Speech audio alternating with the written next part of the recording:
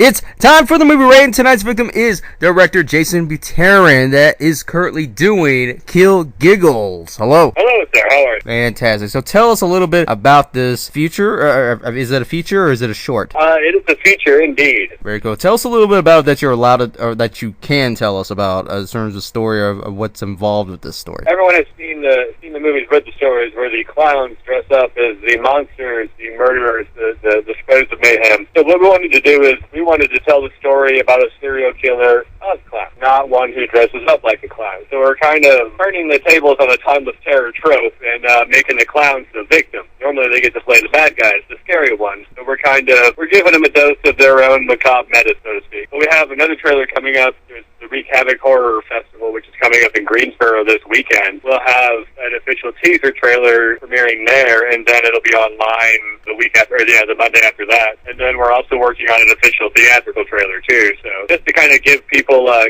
peek. But I hope, I pray to the film gods, this movie is going to surprise a lot of people, because a lot of people I don't think are going to see this sort of movie magic coming. What we were able to do in a very short period of time is some kind of wonderful, I think. So I'm very proud of it. Very proud of Kill Giggles. That is very cool. And I like the fact that victimizing somebody that in this situation doesn't sound so bad as what it seems, because when you're using someone that is a victim of something that isn't involved, that would be more controversial, this one is a little bit diverse in its own way. Yeah, we don't discriminate against clowns. We kill all clowns. We have an open door policy about that. So yeah, we're very egalitarian in our clown death. For sure. Now, exactly how long have you been working on this film? Has this been around for like a couple months, or like did you just like wrapped up just now and so forth? Oh God, it's been forever. It seems like eons ago. No, I've probably spent about 2.5, 3 years, I think, working on the script. The idea started in my head forever. It's all based on a true story, which I'm going to start telling people now because that sounds really fucking cool, and I might get more publicity out of it. But, I mean, it started off it was going to be a short screenplay. I was just like, let's make it where I kill clowns, because I thought that would be a good idea. And then about like 3 composition books later, I had like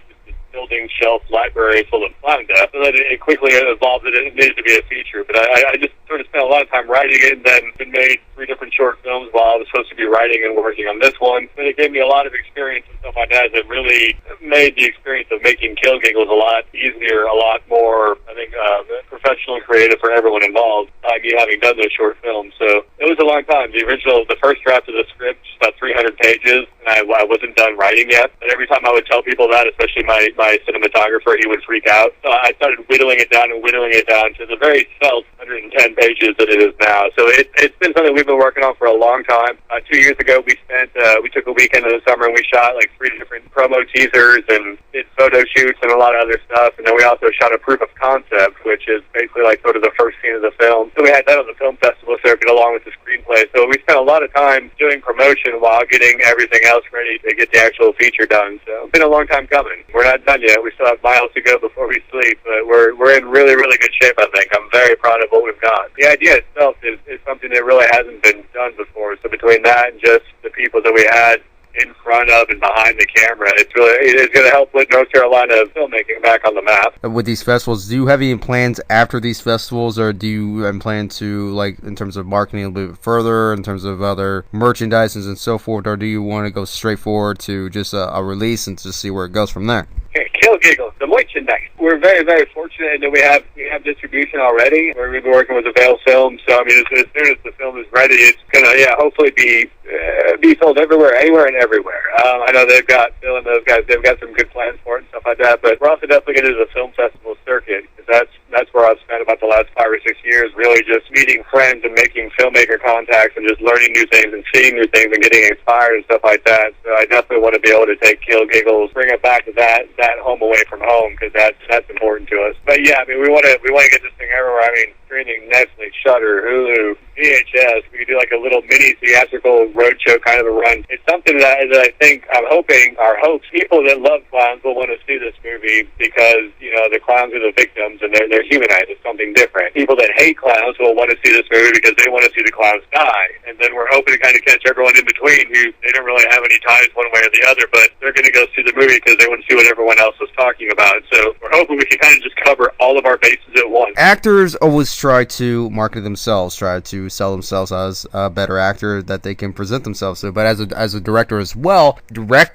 market the audience. How do I market the audience? Constant incessant promotion. I mean, getting them out there, teasing them. I mean, building up, trying to get their attention for 2 or 3 seconds in a sea of social media monotony. I mean, you're competing with thousands of other filmmakers that probably have a whole lot more money than you do. So, I mean, you've got to be able to kind of come up with something to be able to catch the attention. You know, like I said, at least for a second or two. But with Kill Giggles, I think, we've got that idea, again, something that it hasn't been done before as far as making the clowns the victims. I mean, an independent film, major film, or something like that. So, I mean, it's got that novelty of uniqueness to it that I think hopefully attract enough of an audience. And then just a lot of people, we're lucky enough to have the fan base that we do, again, based off of the film festival circuit and stuff like that. So we've got a lot of people that are interested in this just to see what we do and how we do it. I think, yeah, hopefully we've done a good job of marketing it thus far. And then when the male jumps in the pool and stuff like that, I mean, it's only going to get bigger and better from there. So what we've tried to do is just sort of emphasize the fact, I mean, it's horror for sure, but I mean, to me, it almost has just as many thriller elements to it. We kind of just skew some of the more modern horror tropes and just tend to focus more on the story and less on the gory. We've got some things working in equal categories, thriller and horror. So that's the love child I want people to come away with as far as from the film. But and again, the marketing, promotion, the artwork, the cast, stuff like that we've got involved.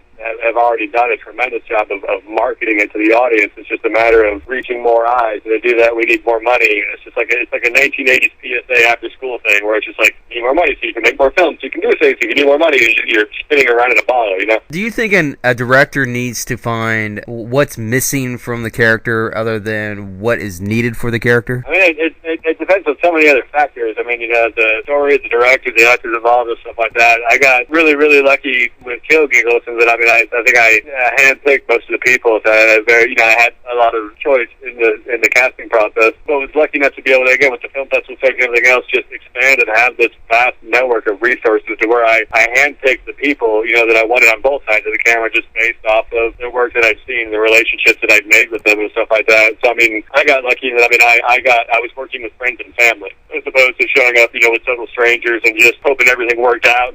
Being forced and being rushed and all this stuff like that. Like pre-production, we do an insane amount of pre-production. I will rehearse the shit out of my actors as much as we possibly can, just because it saves so much time day of. I mean, by the time everyone showed up on set, there were relationships already there, which to me always helps that come across on screen. To not have to spend all this time learning to know each other, learning backstories, and learning how to interact and building relationships. You've already got that foundation there, so when the cameras start rolling, there's already that comfortableness, that some people can't fake easily. Again, I mean, I think it just depends on the act of the story, what the director wants, or what the producers want, or what the powers that be want. But everything that we've done, especially with Kill Giggles, we've gotten really, really lucky. So I'm going to knock on as much wood as possible so I don't jinx myself and I can continue that going in the future. It's also a balance and a risk at the same time, because sure, you got your family and friends would be on there, but at the same time, it's like, well, is the acting good? Is it going to be incorporated in the story very well? But I also understand that if you just have people that you don't know,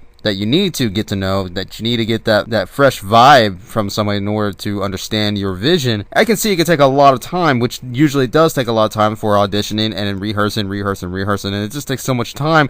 But you need to get back to the story and try to get back to filming, but you're still trying to focus on where these actors are going to go within the story. Exactly. Yeah. Michael Ray Williams, who played Tommy DeSantos, I mean, he's been my brother from another mother for years now. So, I mean, I had the utmost of faith in him, too. But, I mean, I also won't, I don't hesitate to tell him, to do it like this or to do it differently and stuff like that. The friends and family discount only gets you so far. Again, I mean, it is someone that I trusted implicitly to be able to take this role and to make it something bigger and bolder and better and badder, than what I actually put on the page. So when our celebrities showed up, we had three of the relationships I've been able to build: Melissa Rose, Vernon Wells, and Judith O'Day. Having them show up on set was just terrifying and exhilarating all at the same time, because it's like, I mean, it's people I grew up idolizing and watching religiously on video on the weekends, in horror movies and stuff like that, and now they're on a set that has my name on it and saying words that came out of my head, and it's a very humbling experience. So friends and family made it nice because I didn't have to worry about, I trusted them, but then it was a matter of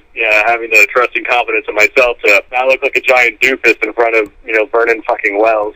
Which areas in this business do you think recognition prevails, but not as successful? Yeah, I think that's every stage. I don't think everything is quite as successful as you want it. But that's, to me, one of the driving forces to keep going to get what you want, which you should never, the rabbit should never get the carrot. I mean, you should always keep going for something else.